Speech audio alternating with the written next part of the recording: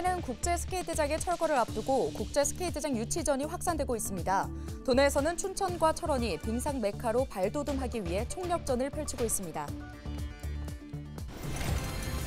원주시가 지난해부터 지역 내 초등학생들에게 매월 10만 원의 학원비를 지급하고 있습니다. 국영수 등 주요 교과 과목이 아닌 예체능 교육에 활용되는데 학부모들의 호응이 뜨겁습니다. 올 초 도내 유통과일류 안전성 조사를 실시한 결과 필리핀산 망고에서 살충제 성분 잔류 농약이 기준치보다 높게 검출됨에 따라 과일류에 대한 잔류 농약 안전성 검사를 확대합니다.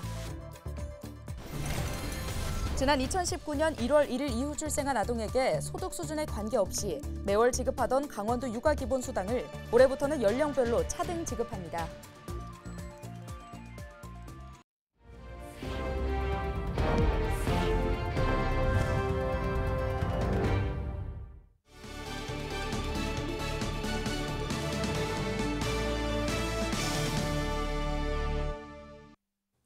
여러분 안녕하십니까? 헬로티비 뉴스입니다.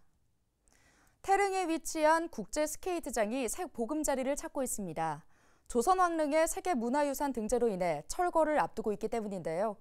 빙상 메카로의 도약을 꿈꾸는 춘천시와 철원군이 도전장을 내밀었습니다. 보도에 전소연 기자입니다. 춘천시 체육단체 관계자가 한자리에 모였습니다. 국제 스케이트장 춘천 유치를 위한 결의문을 발표하고 적극적인 지지 의사를 밝혔습니다. 국제 스케이트장의 춘천 유치에 대해 전폭적인 지지를 밝히며 향후 100년 대한민국 빙상을 이끌 국제 빙상도시 춘천이 되도록 적극 지원할 것을. 서울 태릉에 위치한 국제 스피드 스케이트장은 조선왕릉의 세계문화유산 등재로 인해 철거를 앞두고 있습니다. 문화체육관광부와 대한체육회는 지난해 말 새로운 스케이트장 건립을 위해 각 지자체를 대상으로 공고를 낸 상태입니다. 투입되는 국비만 2천억 원에 달합니다. 강원자치도에서는 춘천시와 철원군이 도전장을 던졌습니다. 춘천시는 송암 스포츠타운 일대에, 철원군은 군부대 유휴지에 스케이트장을 조성할 계획입니다. 두 시군 모두 국제 스케이트장 건립 후 관련 대회 유치를 통한 지역 경제 활성화를 기대하고 있습니다. 하지만 경기도 양주시와 동두천시도 유치전에 뛰어들면서 경쟁이 치열합니다. 최근에는 강릉 지역 시민사회를 중심으로 대체부지 공모 대신 기존 강릉 스피드 스케이트장을 활용해야 한다는 목소리까지 나오고 있습니다. 일단 대한체육회는 다음 달 8일까지 공모를 받아 1차 도시선정과 실사, 2차 심사 등을 거쳐 오는 5월까지 최종 부지를 선정할 계획입니다. 춘천과 철원에선 유치 열기가 뜨겁습니다. 철원군은 스케이트장 유치를 염원하는 특별 피겨 갈라쇼를 개최하는 등 홍보에 열을 올리고 있습니다. 유치 열기를 모으기 위한 추진위원회도 출범했습니다. 춘천시는 스케이트의 추억이라는 주제로 시민 사진전을 계획하고 있고 SNS를 통한 홍보도 이어가고 있습니다. 양 지역 모두 신청 전까지 유치 열기를 확산하는 데 집중하겠다는 계획입니다. 온라인 서명운동도 지금 하고 있는 상황이고요. 붐업을 일으키려고 하는 홍보죠. 동계올림픽 행사장에 가서 우리 춘천 홍보관 부스를 운영해서 스케이트장 대회도 지금 추가적으로 민간원 대회도 지금 개최하려고 준비하고 있고. 강원자치도도 지원 사격을 약속했습니다. 도내 스케이트장이 건립될 수 있도록 향후 공모 선정 과정에서 필요한 행정적, 재정적 지원에 적극 나설 계획입니다. 헬로티비 뉴스 전소연입니다. 원주시가 지난해부터 지역 내 초등학생들에게 10만 원의 학원비를 지급하고 있습니다. 국영수 등 주요 교과 과목이 아닌 예체능 교육에만 활용이 가능한데요. 학부모들의 호응이 뜨겁습니다. 이다혜 기자입니다. 민선 8기 공약 사업으로 지난해부터 시행된 원주 꾸미룸 바우처 지원 사업. 원주시에 주소를 둔 만 7세부터 12세까지 초등학생을 대상으로 매월 예체능 학원비 10만 원을 선불카드로 지급합니다. 지난해 7월부터 6개월간 운영 결과 학부모와 학원 모두 만족도가 높았습니다. 원주시가 실시한 설문조사 결과에 따르면 전체 참여자의 91.7%가 해당 사업에 만족하고 있다고 답했습니다. 시행 첫 해 지원 대상은 모두 19,600여 명, 이 가운데 90%가 넘는 17,800여 명이 혜택을 받았습니다. 사업에 참여하는 학원도 1월 현재 667곳까지 늘었습니다. 학부모님들께서 먼저 전화해서 여쭤보시는 게 그 학원 꿈이름 바우처 쓰나요? 그 카드를 사용하나요? 라는 거 먼저 여쭤보세요. 꼭 공부뿐만이 아닌 아이 체육이나 미술이나 음악이나 모든 다양한 예체능을 경험할 수 있어서. 꿈이룸 바우처는 국어와 영어, 수학 등 주요 교과목을 제외한 예체능 학원만 활용이 가능합니다. 지난해 지원금 중 91%가 사용됐는데 체육과 음악, 미술과 논술학원 순으로 사용도가 높았습니다. 대상자의 64%가량은 기존에 다녔던 학원을 계속 수강하는 데 지원금을 사용했고 새롭게 예체능 학원 수강에 나선 비율도 32%에 이릅니다. 방송 댄스 사용하고 있는데 너무 좋은 것 같아요. 기존 하고 싶었는데 좀 부담이 되는 부분도 있었는데 그걸로 같이 결제를 하니까 가게에 많이 도움이 되고 우선 애가 좋아하니까. 올해 꿈이룸 바우처 신규 대상자에 포함된 인원은 초등학교 1학년에 진학한 2017년생 아동 2,761명입니다. 지난해 말부터 신청을 받아 8일까지 84%가량이 접수를 마쳤습니다. 저희 원주시 꿈이름 바우처 지원 사업이 전국 최초로 시행한 사업이다 보니까 학부모님들의 만족도도 높고 전국 다른 지자체에서도 많은 관심을 갖고 저희한테 문의도 오고 벤치마킹도 오고 지금. 원주시는 올해 꿈이룸 바우처 사업 예산으로 210억 원의 시비를 편성한 상태입니다. 당초 민선 8기 원주시 집행부는 중고생까지 관련 사업을 확대하는 방안을 검토했지만 재정 부담을 이유로 실현 가능성은 낮아 보입니다. 원주시 꿈이룸 바우처 지원 사업은 내년까지 시행 결과를 바탕으로 정부 심의를 거쳐 향후 지속 여부가 결정됩니다. 헬로티비 뉴스 이다혜입니다. 강원특별자치도 보건환경연구원이 도내 유통과일류에 대한 잔류 농약 안전성 검사를 추진합니다. 보건환경연구원이 올해 초 도내 유통과일류를 대상으로 안전성 조사를 실시한 결과 필리핀산 망고에서 살충제 성분 잔류 농약이 기준치보다 높게 검출된 바 있는데요. 도 보건환경연구원은 안전성 검사 결과 부적합한 농산물은 부적합 긴급 통보 시스템에 등록하고 담당 기관에 통보해 유통을 차단할 방침입니다.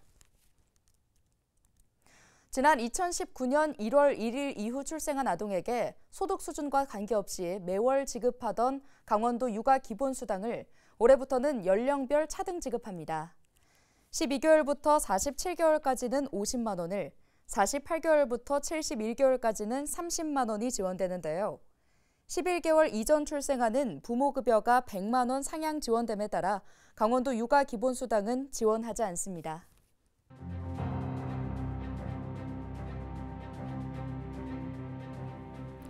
22대 국회의원 선거가 90일 앞으로 다가왔습니다. 총선 시계가 빨라지면서 선거운동을 할 때도 지켜야 할 것들이 늘어납니다.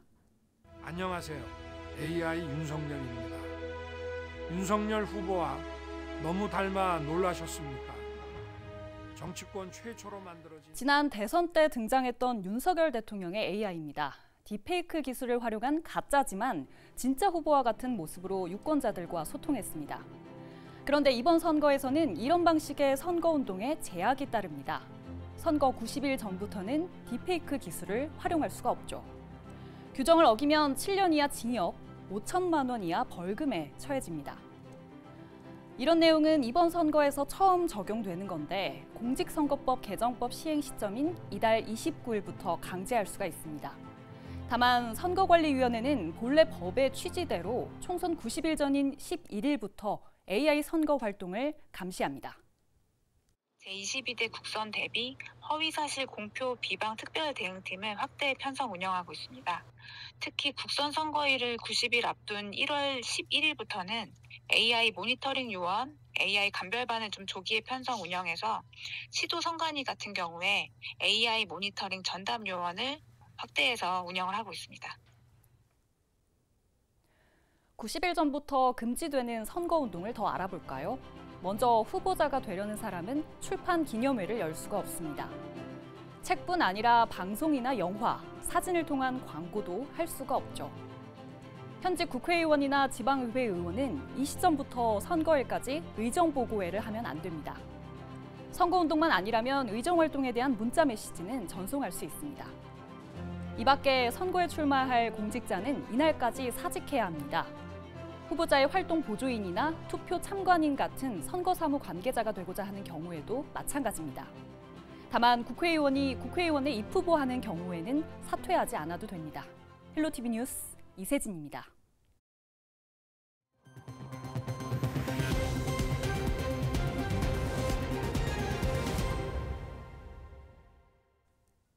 지능형 교통체계 구축에 나선 강릉시가 이달부터 도로 전광판에 통행 시간에 대한 정보를 제공하기로 했습니다. 현재 강릉 지역 25개 도로 전광판에는 교통과 기상 상황, 공사로 인한 통제 등에 대한 실시간 정보가 표출되고 있는데요. 강릉시는 이달 말부터 문자식 전광판과 도형식 전광판에 현재 진행하고 있는 교차로까지의 통행 시간을 화살표와 숫자로 제공한다고 밝혔습니다. 차량 소통 정보의 경우 적색은 차량 속도가 시속 15km 이하의 정체 상황을, 노란색은 15에서 20km의 서행을, 녹색은 25km 이상의 원활한 상황을 나타냅니다. 5개 광고물법 개정에 따라 춘천 내 정당 현수막 게시가 각 읍면동당 최대 2개까지만 허용됩니다. 개정안에 따라 면적이 100제곱킬로미터 이상인 동면, 서면 등 5개 읍면동 이외 지역에는 2개까지만 설치가 가능합니다. 또 어린이 보호구역과 소방시설 주정차 금지 표시 구간에는 게시할 수 없습니다. 영월군이 올해 지속가능한 미래 영월 100년을 위한 비전을 제시하고 새로운 선장 동력 준비에 나섭니다. 영월군은 먼저 제천 영월고속도로 건설 등 교통망 확충과 복례산 명소화 사업을 통해 2천만 수도권 시민의 야외 정원으로 자리매김한다는 구상인데요.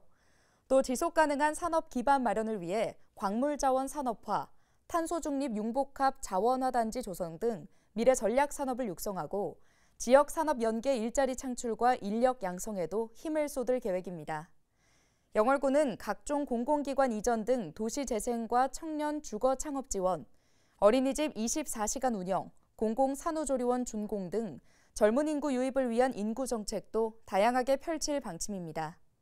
최명서 영월군수는 새로운 성장 동력 마련으로 지역 균형 발전을 선도하고 젊은이가 모여드는 강원 남부권 중심 도시로 만들어 나가겠다고 밝혔습니다. 정선군이 6억 원의 사업비를 확보해 2024년 소상공인 시설 개선 지원 사업을 추진합니다. 대상자는 최근 1년 이상 정선군에 주소를 두고 1년 이상 영업을 하고 있는 소상공인으로 정선군 소상공인지원위원회에서 최종 선정합니다. 선정된 사업장은 시설 개선은 물론 영업에 필요한 장비와 비품도 교체할 수 있도록 지원합니다. 최고 3천만 원까지 지원되고 오는 19일까지 읍면 행정복지센터에서 접수하면 됩니다. 원주시 농업기술센터가 농산물 직거래 택배비를 지원합니다. 택배비 지출 총액의 50%는 자부담으로 나머지 50%는 원주시가 지원하고 지원 금액은 최소 6만 원에서 최대 40만 원입니다. 신청은 원주시에 주소를 두고 있는 농업인이나 생산자 단체로 2월 2일까지 주소지 읍면동 행정복지센터에서 신청할 수 있습니다. 강원대학교 도계총괄본부가 지난 9일부터 이틀간 지역 초등학생들을 대상으로 동계 스포츠 프로그램을 운영했습니다. 이번 행사는 오픈 캠퍼스 사업의 일환으로 삼척과 도계 지역 초등학생 64명이 참여했는데요. 강원대 도계 캠퍼스에서는 지역 초등학생을 대상으로 드론, 생존 수영 등 다양한 프로그램을 운영하고 있습니다. 인제군 갯골천 일원에서 인제군민과 함께하는 스케이트 교실이 열립니다. 교육은 다음 달 16일까지 매주 평일 하루 2회씩 진행되는데요. 인제군민이면 누구나 참여할 수 있으며 장비 대여와 참가비는 무료입니다. 동해시가 65세 이상 보건 의료 취약계층을 대상으로 행복플러스 건강 경로당을 운영합니다. 이에 따라 오는 18일부터 연말까지 매주 목요일 관내 의료 취약 지역인 대구 경로당 등 40곳을 찾아가 보건 의료 서비스를 제공합니다. 오늘 준비한 소식은 여기까지입니다. 함께해 주신 여러분 고맙습니다.